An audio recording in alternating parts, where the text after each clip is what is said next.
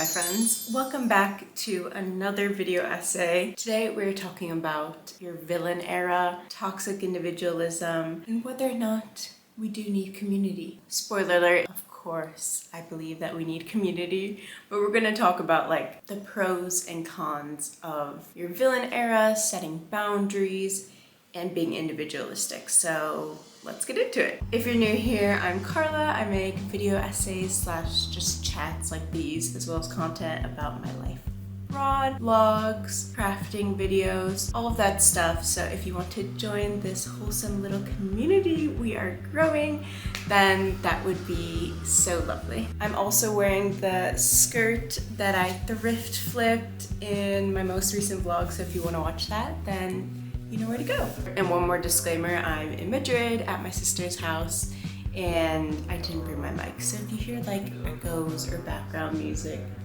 not background music, background noise, maybe some music, then that's why. But I just kind of wanted to do like a no frills chat today about something that I've been seeing a lot on social media, which is villain era-esque videos, especially because I've been seeing a lot of content about whether or not it's okay to ask a friend to drive you to the airport or to ask a friend to help you move. Moving Saturday, can you help me move? No, I'm not gonna do that. It'll only take a few hours. Dick, I don't know. This is worse than like picking someone up from the airport. Ready? I'm moving Saturday. Can you help me move? Just for like a few hours? No.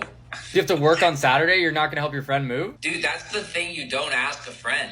And I think the discussion around this has been really interesting because those are chores, you know? They're things that no one really enjoys doing, but does that mean we shouldn't do them for our friends? And is not doing it setting a boundary that's healthy, or is it just being like a bad friend and not wanting to have any like unpleasant experiences? So let's talk about it. So I would describe the villain era as sort of prioritizing yourself above all else. And at first glance, this doesn't really seem like a bad thing, you know? You have to live your own life, you have to spend the most time with yourself. So yeah, you should prioritize your needs and wants. The Cleveland Clinic actually has an article, which I thought was really funny, about how to enter your villain era. And they describe the villain era as a term that's gained popularity on social media, which defines your intentional decision to prioritize yourself, your needs and wants over the priorities of others. And to be honest, when I first heard of this sort of villain era term, I didn't necessarily see any problem with it because I would consider myself to be probably hyper independent, especially as someone who has moved from the US to different countries. I've had to learn to do a lot of things on my own. I've always been kind of an introverted person. I've always had smaller friend groups. So I think it's easy for me as someone who's introverted and very independent to not see anything wrong with the villain era. But like many things, it's not black and white, and I think that there are some issues with it. First is the fact that I think being hyper independent gets confused with being hyper individualistic, and being hyper independent can also be a bad thing, like not asking for help when it could really help you and where you don't need to suffer because you can ask a loved one or a friend for help. I see being hyper independent as having the knowledge and the capability to do things independently on your own, but still knowing that it's okay to ask for help and to not be ashamed of that. Whereas I see being hyper individualistic as a different mindset. It's less about, oh, I can handle something on my own if the time comes and if I need to do that and my life won't fall apart because I don't have anyone to help me. I see being hyper individualistic as only thinking of yourself, as not asking for help because you don't think you need anyone ever or because you feel shame to do so. And so they are, they have a similar vibe to them and the terms sound very similar, so I think they're easy to get confused. But I do think that being independent and being individualistic can go hand in hand, but they don't need to. And I have a bit more of a problem with being individualistic, hyper individualistic, because of a few reasons, but the first one is that it forgets community. This article from Nylon in 2022 described our dedication to wellness as an ideology rather than just a hobby or an aspect of one's life. So people are taking wellness to the extent of I can't be friends with a fat person. I can't be friends with a person who's not wealthy because these are people who are going to bring me down a level and they can't get on my level. Of course, I think there's some value in surrounding yourself with people who you want to be like, but shutting out someone in your life because they're fat or they don't have money is unbelievably toxic, especially because we do live in a society that already marginalizes those people. To contribute to that is just like icky, you know? Friendship shouldn't be this sort of transactional thing. I don't think you should be friends with toxic people, but that's toxic and fat or toxic and poor don't equate themselves to each other. It doesn't make sense. It's just a really stupid piece of advice. And so this article in Nylon was very much criticizing this wellness as an ideology as opposed to wellness as a hobby. And it started off with the author having a friend who sent them a breakup text, like a friendship breakup text, because they only want to be friends with people who align with their values of wellness. And the author recently had a parent die.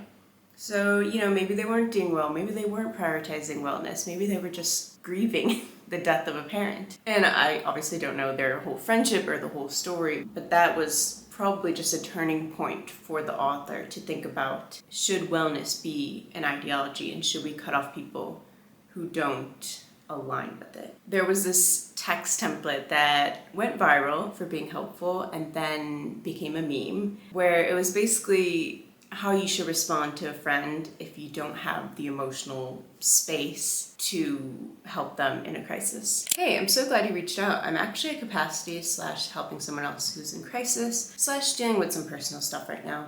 And I don't think I can hold appropriate space for you. Could we connect later, date or time instead? / do you have someone else you could reach out to? Now, I do remember seeing this template, and honestly, I don't think it's that bad.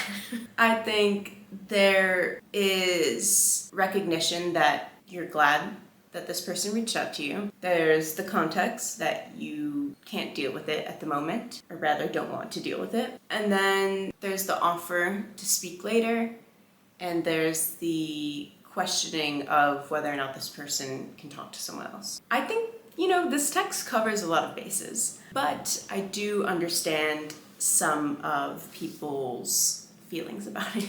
Here were just a few of the popular replies to this viral tweet. I'm of two minds on this. It's definitely important to be respectful of people's time, space, and emotions, even good friends, but the framing of dealing with friends' pain as emotional labor, an interruption, a burden, often prevents me from reaching out at all, even with consent. And on one hand, I think, this might be a personal problem. If a friend says to you, I'm glad you reached out, we can talk about this later, but right now I can't, it's kind of on the other person to believe them and take their word for it that they will talk to you about it later, but just aren't in the right headspace to do it at that moment. So if it prevents you from reaching out to them in the future, either it's because you don't believe your friend, that they're being genuine, or your friend isn't being genuine and you are picking up on that. And in the case that that friend is not being genuine and is saying, let's talk about this later, but actually they never want to talk to you about it and are going to keep blowing you off, then yeah, that's pretty messed up and shitty. Another person said, this is so over the top. I'm always there for my friends in distress. Gosh, not everything needs to be so dissected. This is becoming ridiculous. And yeah, I think why this text template became a meme is because it is very professional sounding. It involves a lot of therapy speak, and it can be kind of cringe. I get it. I think this is something that only works if both friends do this in a genuine manner to each other. I've had friendships where we'll text each other before we start ranting about something, saying like, oh, do you have time? Or like, can I rant about this? And I think that's normal, and we both have a mutual understanding that, one, we almost always say yes. I think the only times we haven't is if one of us is actually going through something really horrible, or like if someone's asking to talk on the phone and we're genuinely just busy. I think it all comes down to respect and understanding in your friendships. And if you don't have that already, then it doesn't matter how good the text template is that you've taken from Twitter.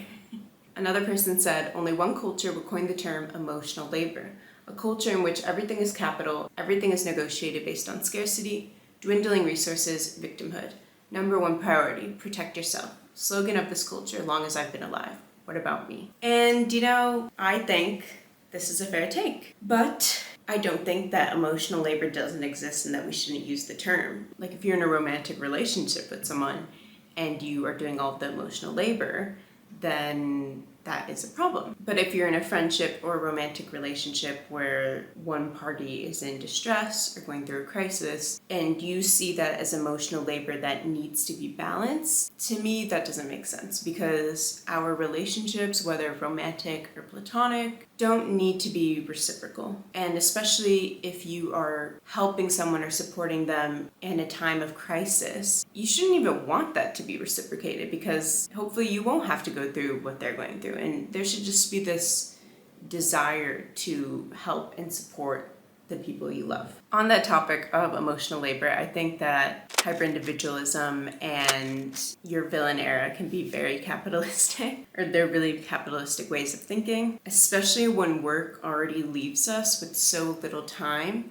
to nurture community, find community, etc., etc. This Nylon article also had a really good interview with a professor from the University of Stockholm who said, and this quote is in context of talking about people wanting to drop friends who don't look the way that they want to look. There's a lack of empathy when someone with a desirable body type views someone with an undesirable body in a punishing society as a threat to their personal progress. Then the author wrote, in other words, aligning yourself with only other privileged people is a surefire way to remain sheltered and feed your vanity. Then the professor built on this saying, it's individualistic but also driven by competition. And competition is what makes up the market. Companies compete, products within one company compete, service-based companies compete with one another. And when it comes to wellness, we compete with our peers on who can look and feel the best or the healthiest. And making competition an aspect of your friendships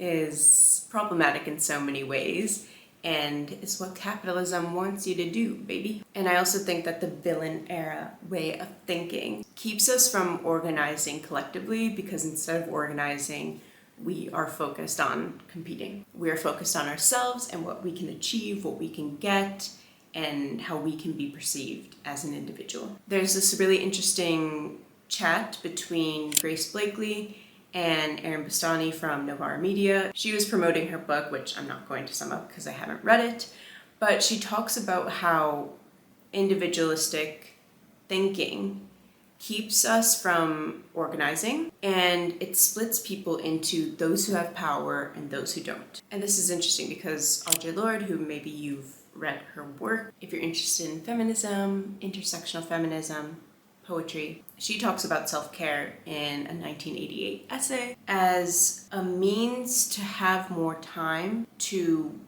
work on dismantling systemic inequalities through the collective. But this way of thinking of improving yourself or taking care of yourself so that you can also take care of others and take care of people who aren't being treated well by society has become, as this author in Nylon said, co-opted by white people as permission to opt out of anything difficult, including relationships. Which I think gets to people's criticism of that memeified text template, which is that perhaps in some cases you genuinely can't hold the space for someone in that moment, which I do think is valid because we all go through things, and if someone's dumping on you, that can be really difficult and you might not be able to be a good friend to them in that moment in time. But that's different to using a text template like that simply because you don't want to have a difficult conversation or because it's just not fun. It's just not pleasant. But life isn't always pleasant, and relationships aren't always pleasant. And we all go through things in life where we need community, we need support, and we need to face things that are difficult, which is kind of similar to the whole, should you ask your friends to drive you to the airport to help you move? Because those are unpleasant experiences for the most part. But I think when people say it's a unanimous no in friendships, relationships, whatever, it's very much a symbol of our own willingness to do something that makes us a bit uncomfortable. I'm not saying you have to drive every person who ever asks you to the airport, or that you have to help every single person that you're friends with move. Of course not, that would be unreasonable. But I think saying no without any consideration and just making it this sort of like societal taboo is harmful because it's sort of a symbol of something deeper. This study from 2017 showed that rising individualism can have negative effects on our mental health, yet the wellness industry thrives off of telling us that we don't need other people, we only need XYZ product or service, and if we do want to be surrounded by people, they should be hot and healthy and skinny. Basically, I think hyper-individualism prioritizes freedom. Love that for us. But it prioritizes a freedom that sees community as antithetical to freedom. And very quickly, I just want to talk about what I do like about your villain era and being confident and having boundaries and all of that, because we don't want to be all negative here. What I do like about this sort of trend or topic on social media is the fact that it does encourage you to be confident in being independent. So like I said earlier,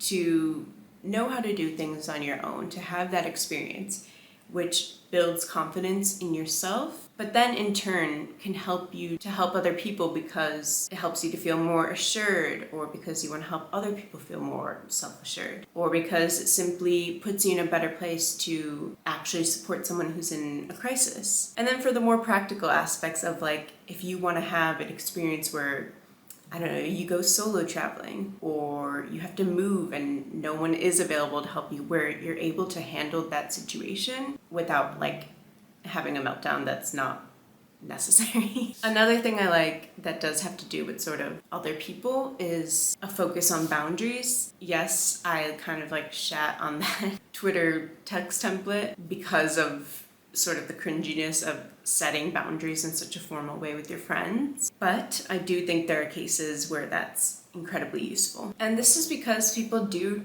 take advantage of people pleasers, and that can lower your confidence. It can make you vulnerable to being in toxic relationships, whether they're platonic or romantic, and just being a people pleaser and sort of being a mat that people just walk all over, a doormat, that's the word, can open up the space for you to be taken advantage of in many ways, because there are people who will see your kindness and want to exploit it. I think especially teaching women, young women, to know how and when to set boundaries is really important, because unfortunately we don't live in a world where everyone prioritizes community and everyone is looking out for each other.